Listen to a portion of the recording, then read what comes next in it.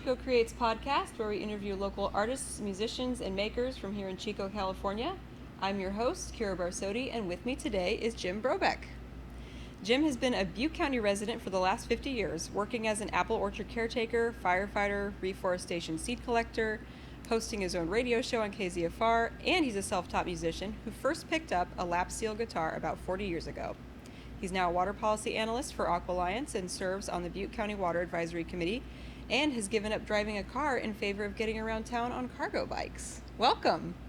I'm so pleased to be invited to join you today. Of course, I'm thrilled to have you.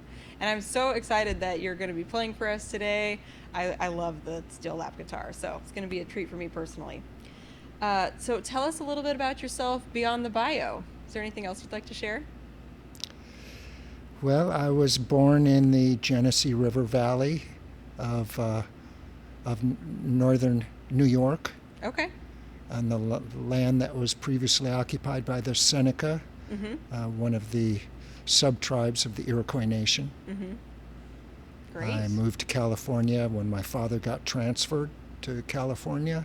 Lived in Southern California till I was about 20 years old. Okay. And what brought you to Chico? I came to Chico to go to university. Awesome. And what did you go to school for? I was studying nursing. Oh, okay. Needless to say, as you see in my bio, I didn't complete my studies. Uh-huh. It required that I start driving more. Ah. Mm-hmm. And that threw a little block in my education, because I'm so adamant about not adopting a lifestyle that requires the routine daily use of an automobile. Yeah, that's great. And so I took a break, and the break has lasted for about 48 years, I would say. Yeah. Well, it seems like it served you well. It has. I've had a very engaged life here with a lot of variety. Love it.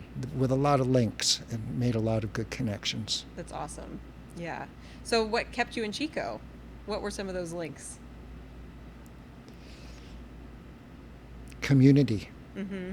I was one of the founders of the Chico Natural Foods Co-op back when it was a buying club. Uh-huh. And when we had a very small storefront where we would just get bulk foods and break it down there on the spot and watch the co-op grow over the years. Mm-hmm. So that's one thing that kept me in Chico, is the availability of bulk foods and good high quality foods. Mm-hmm. The farmers market is another thing that delights me. Yes. The local art and music scene has been very fulfilling. Mm-hmm. My family lives here. Mm-hmm. I've been in Butte County all this time. I've lived in various parts around Butte County, from Forest Ranch to Cohasset to Paradise and Magalia, and here in Chico. Both of my children still live here in Chico. My grandchildren live here in Chico. And my great-grandson was just born a month or so ago, and he lives in Chico. Yeah. So I am anchored here by my family. Very well rooted. Yeah, that's great. Do you have a favorite local spot or place to hang out in town? Various parts in the big Chico Creek Canyon are what I like, from the ridge top down to the creek. Yeah. I adore that. Yeah. I attend it as best I can. One of my favorite hobbies and activities is to carry a large plastic shopping bag and a pair of grabber to pick up litter. So I've got a route that I go on several times a week and make sure that all the litter is picked up. Yeah. And I'm very proud of that. It's something when I lived in Butte Creek Canyon, I did it in Butte Creek Canyon too.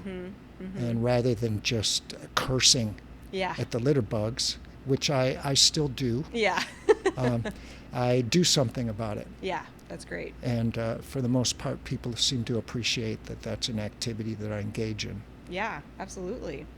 Yeah, and so, I would love to know more about how going completely car-free has been for you. Easy. Great. Inexpensive. Yeah. Good exercise. Yeah. magical. I remember the first time I figured out how to balance on a bicycle. I was 4 or 5 years old, and it just blew my mind when I was a kid. Yeah. And when I remember back to that now, and when I'm riding my two-wheel bike, balanced on two wheels, I still cannot really understand intellectually how I'm even doing it. It's such a magical trick that most humans can do. Yeah. Yeah. So recognizing the magic of riding a bicycle is one thing. Yeah.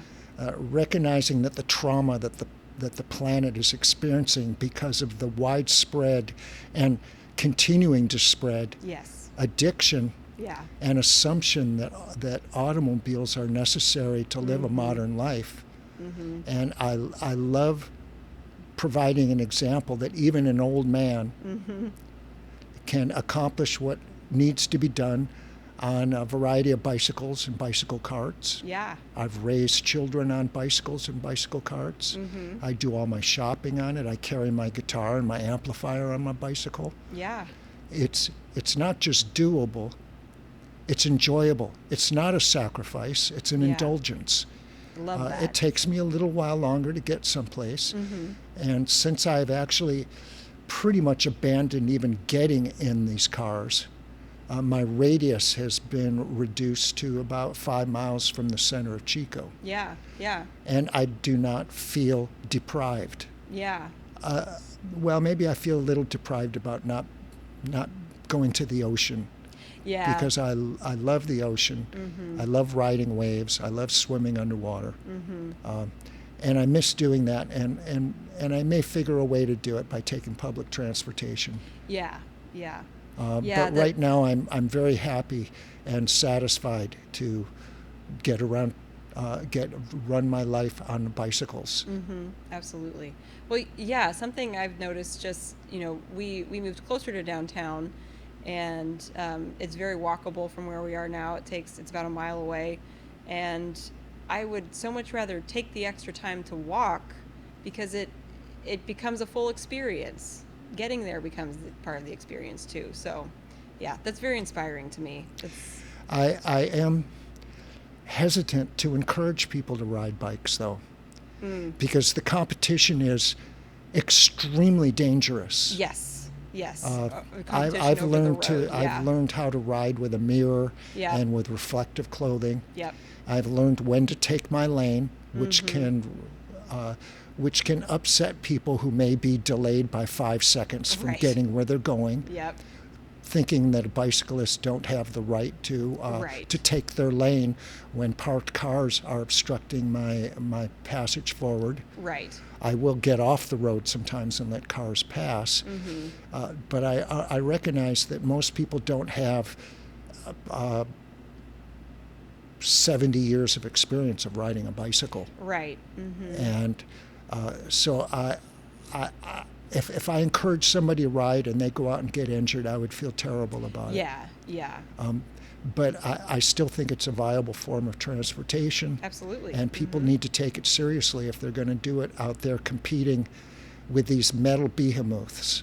Exactly. I'm hoping that people get rid of these 1 ton, 2 ton, 5 ton, and the cars seem to be getting bigger and bigger. Yeah. But I've seen in China, they're driving cars that are only as large as golf carts. Yeah. They're electric.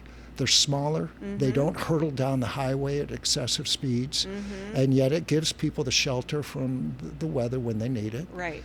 I guess they're illegal here in the United States because I don't see them around. Yeah. But I'm hoping that people can evolve and recognize that there are alternatives out there. Absolutely. And break this addiction to huge hunks of metal and plastic and glass. Yeah. That are destroying the planet, frankly. Yeah. And I'm very concerned that the push toward electric vehicles is just prolonging that because they're the same body. They're the same 2 tons and a little extra weight because of the batteries. Right. And one of the microplastic pollutions that I find most concerning is exacerbated by the heavy weight of electric vehicles. Right. And that is the turning into powder tires that are made of exotic and very toxic plastic that ends up not just in the creek, but ends up in the air. Yeah. And this nanoparticle plastics, if you breathe in or eat them, it can get through the bloodstream barriers and end up in your organs. So that's a huge concern to me. Yeah. Yeah, absolutely. Yeah, I think the way forward is going to be reducing our cars 100% and switching to public transportation as needed. And my husband and I spent a week in Japan, and there was a little highway in Tokyo, but most people got around on the subways and rode their bikes, and the streets were very like pedestrian friendly and bicycle friendly, and I was like, this clearly is an option. Excellent. I'm glad there are some examples out there of how humans can evolve in the urban landscape. Yes, yeah, and we have a weird mental block around it in America, but hopefully that will change. Yeah, with folks like you on the road. Awesome. So how did you get started making music? When I was a very young person, maybe 6 years old, my father taught me how to play bongo drums. Oh, cool. Mm-hmm. So I started out with playing music with my hands. Mm-hmm.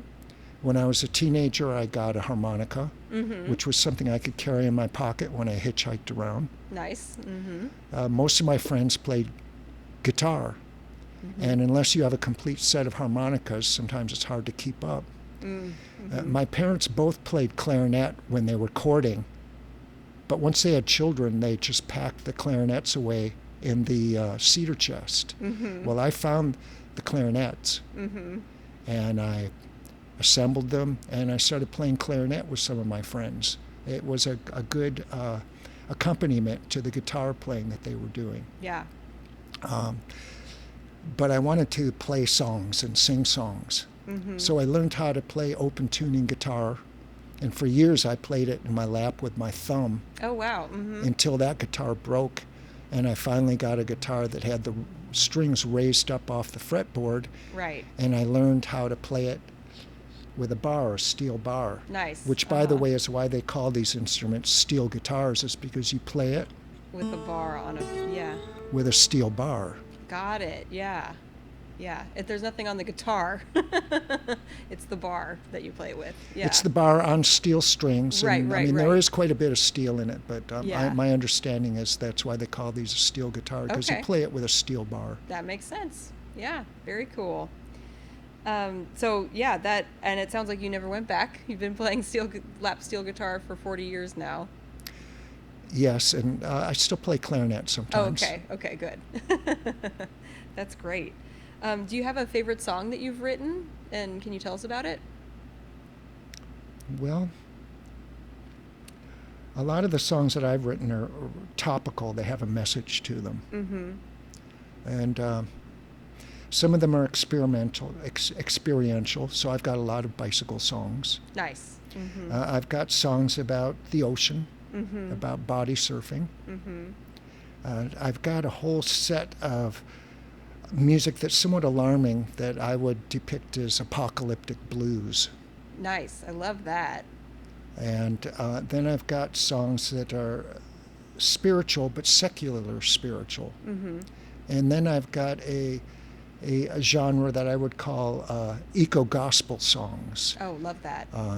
That my belief in the earth as being our mother. Yes. And our creator. And so sometimes I'll take old gospel songs and rework the words. I've got songs that are a little bit scolding. One about cigarette butts. I imagine I've picked up 1 million cigarette butts in my life. Yeah. It's very time consuming, but if I'm walking, I don't tolerate it. If I find a cigarette butt, I'll pick it up. Yeah. That's one of my shortest songs. It's like a public service announcement. Yeah.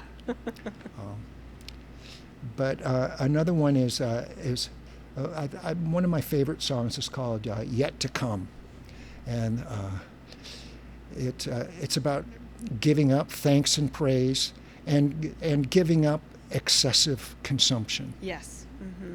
So that might be that is one of my favorite songs. I'll play that great. one for you. Awesome. Please do. The song's called "Yet to Come."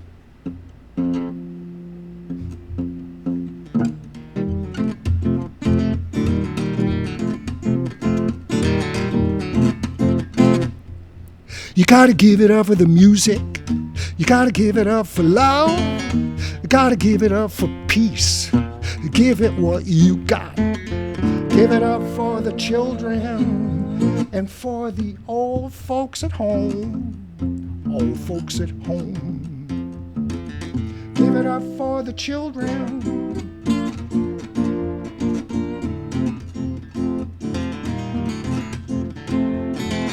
You gotta give it up for the water.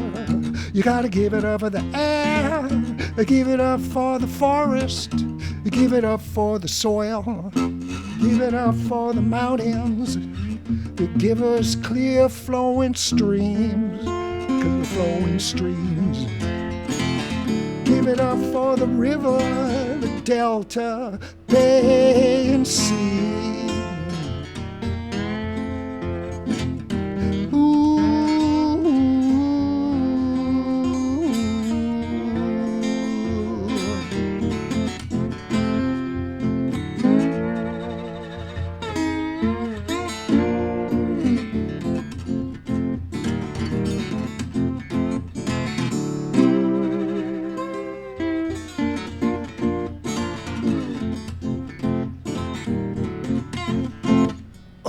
You gotta give it up for your woman. You gotta give it up for your man. Give it up for your children. Give it up for your dad. Give it up for your mother. She brought you into this world, this beautiful world. Give it up for the people that came before. Gotta give it to the people that are yet to come. But are yet to come. Yet to come. Many people yet to come. Woo! That was great. Thank you. Yes, I love that. I mean, I love the message. I love the sound. Excellent. Do you have any creative rituals or routines when you sit down to practice or write a song? Part of my belief system is that this planet has a consciousness. Mm-hmm. And the consciousness resides in the soil, it resides in the life forms. I mean, we have consciousness and we are the planet. Mm-hmm. But I think there's non-human entities and even non-biological entities. Yeah. And some people talk about the muse Right. Mm-hmm. as an entity. Yeah. It's a non-biological entity. Right. And I know when I'm in a room and people have a creative spirit going, it feels like the atmosphere comes down like a funnel into the room and fills the room with energy, as if there's interest by our planet in the creative process, in creation, when people are giving sincere and authentic expression. Yeah. And so I will, before performing, I will pray to the muse, that the muse will be with me and will be in the room, will enter the room, will recognize it, and fill the room up with that spirit. And I think that helps not only my engagement with the music, but hopefully it also inspires the audience to be more attentive, to be more responsive. Yeah. And one of the reasons I like performing here at the Fab Lab on their Thursday night What is Art open mic is the audience here is particularly attentive and responsive, more so than almost any other venue that I play at. People are not as distracted here. And I I try to be calm before I play music. Of course, I always tune up my guitar. I think a tuned instrument is important. And I try to be aware of my surroundings. If I'm not performing, I'm careful not to play too loud if I'm playing in an area that has other ears listening. Yeah. Because I don't want to bother people with my music. Right. And that was one thing my father taught me when I was playing the clarinet in the room, when I still lived at home with them, is he said, the neighbors don't necessarily want to hear that, so you might want to shut the windows. Yeah. And it's a good lesson. So, there's a variety of awareness that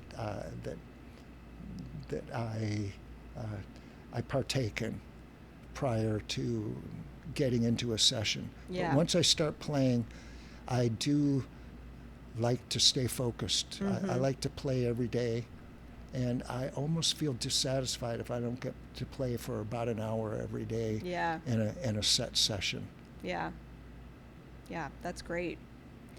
What do you think has come from your hour every day? Like, what have you gained from that, other than,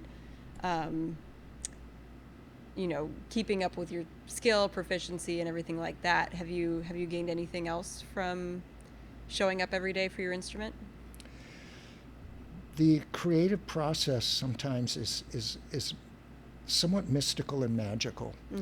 I've got several songs, and I've heard other songwriters say this, that just kind of flowed out. And fortunately, these modern devices have little microphones in them. And I can click on my flip phone here, and even though the fidelity is terrible, I can capture the lyrics in the songs in that. And usually then I have to rework it a little bit. But that always amazes me when a song just comes out effortlessly like that. Just kind of appears out of thin air. And I participated in groups that they had a prompt. My friend Michael Bone, who you've interviewed, for a couple of years hosted the one-day song club. Oh, nice. Where on Friday night he would issue the prompt.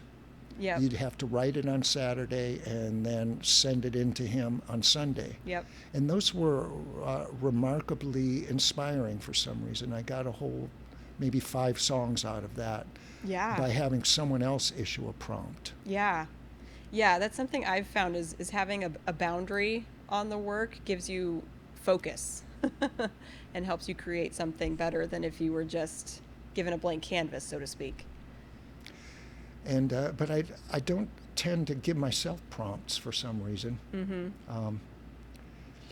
But I do, as over the decades of playing, I've assembled a lot of songs. And I've in the past few years I've made a point of writing down the titles. I don't necessarily write the lyrics out. It's amazing that my brain, which isn't as good as it used to be,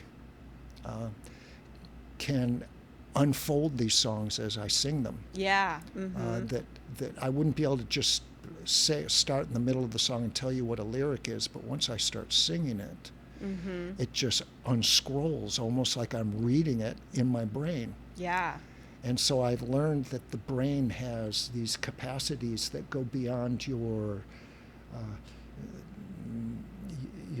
normal process, or what you would think of as what is even possible. Right, for recall and things like that. And I know that music especially is closely connected to memory, and can my grandma died of Alzheimer's, but she could still play the piano until the day she died. And she would start a song, and then she'd always end up playing Amazing Grace, but that music was still in there. Excellent. Yeah.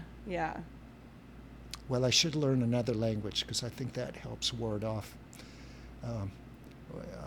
those sort of mental deficits. Right. But at least I play music, and I think that's going to help me to keep my brain together.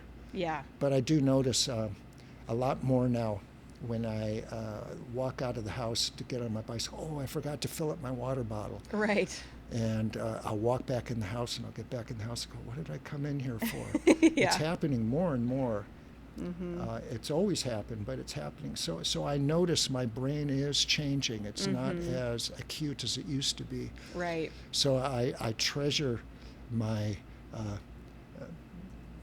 my cache of songs that are Right. in my brain Yeah.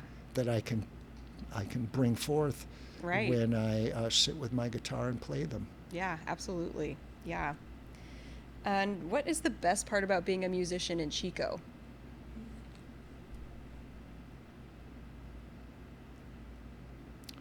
Well, there's various things. There's a few people that I played with for decades. So having the musical rapport Yeah. continue to grow and recognizing the rapport. The guy that plays bass with me, Jim Miller, is a multi-instrumentalist, and he can pick up on my songs, even a new song, almost the first time around. Yeah. So that's a great thing, having musical partners who I've developed a rapport with, who are able to collaborate with. That's a thing. Being aware of the different venues here is nice. Having a evolving fan base is Yes. nice. Yeah. So there's people here at the Fab Lab that really like the lyrics that I sing and like this style of music. Yeah. So it's nice to have people that are familiar with it in that way.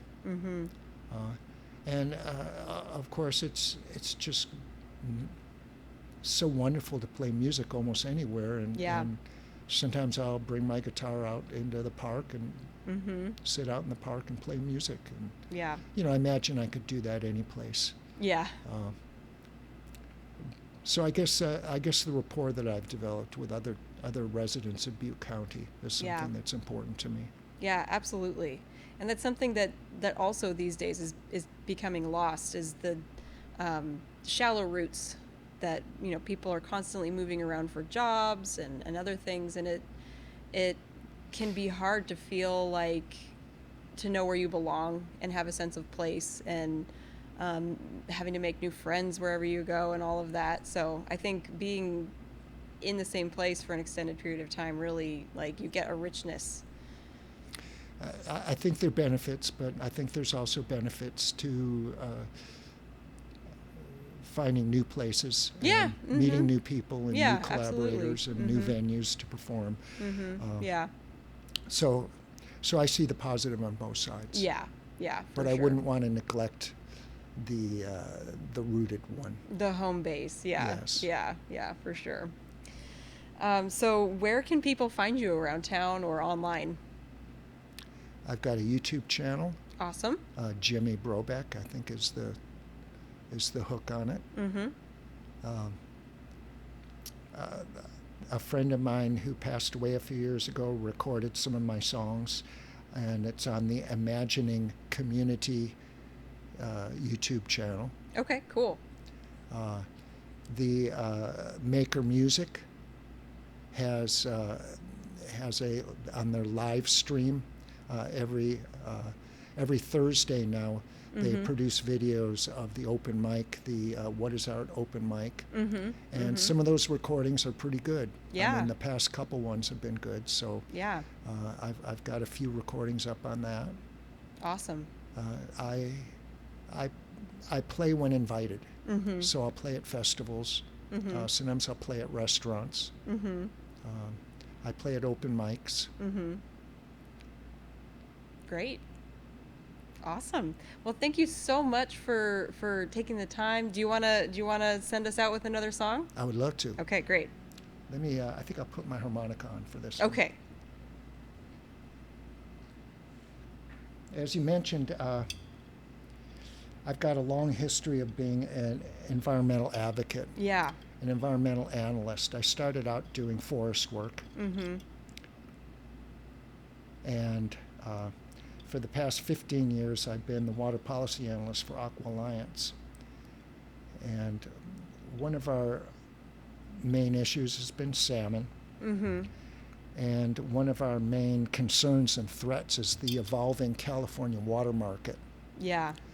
And this California water market wants to figure a way to integrate the Tuscan Aquifer, the groundwater that is underneath not just Chico, but underneath parts of Oroville up into Tehama County. Yeah. It goes under the river all the way over toward Willows and Orland. Yeah. It's a deep pressurized aquifer Yeah. that is recharged in the foothills, and it actually leaks upward when it's fully recharged Right. through the cracks in the overlying layers of volcanic mud flows and clay. Mm-hmm. And it holds up the overlying shallow aquifers. Right. And the shallow aquifers are what gives our trees the ability to survive the hot summers without being irrigated. Right. It gives our creeks the ability to flow, even though now we're starting to lose some of our creek flow because of Yeah. the groundwater exploitation. Mm-hmm. And it provides water for the domestic wells that tend not to be 700 feet down, that are only 100 feet down. Right. Mm-hmm. So there's all these different aspects of the water that my colleagues and I at Aqualliance, aqualliance.net, are striving hard to defend and to preserve. Yeah.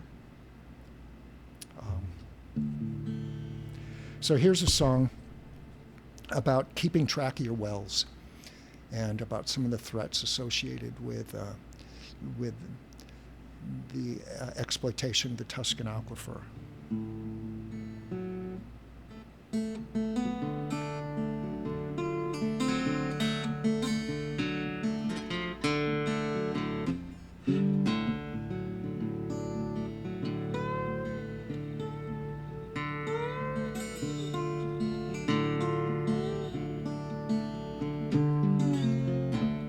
The men who sell the water want more cash to build some dams, but they'll never satisfy Stuart Resnick's demands.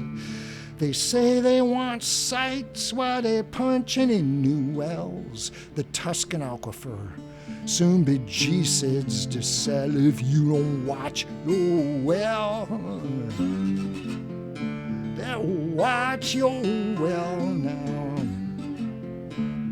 The water used to run all year round. Now in the middle of the summer, our creeks are going underground. The men sell us back our water like we're fish on a line, trying to turn our blood into wine. Dig your hole in the ground all the way to hell till there's no fresh water in the well, well, well. When you're down on your knees, nothing left to sell, just dig a little deeper in the well, well, well. There's a well, well, well. That'll watch your well now.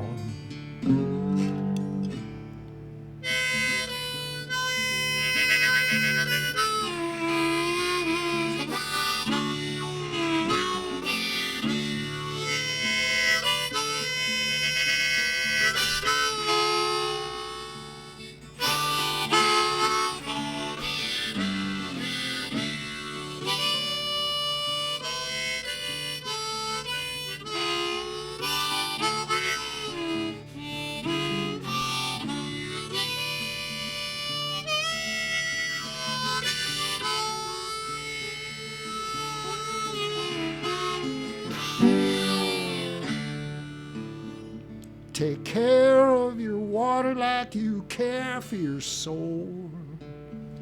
Take care you don't end up with a deep, salty hole.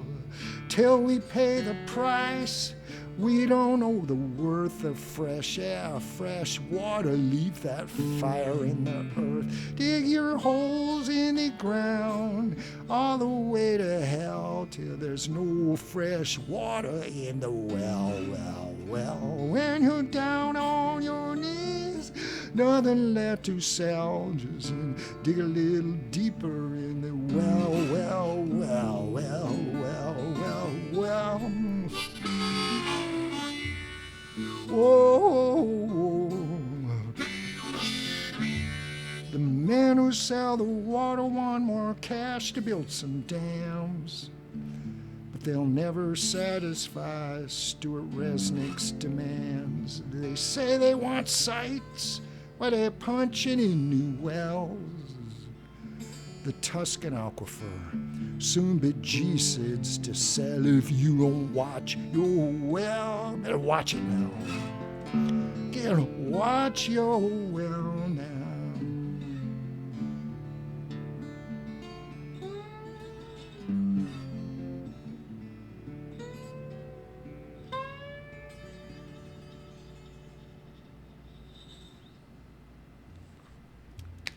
Beautiful. Thank you. Love that. And with that, we will see you around town.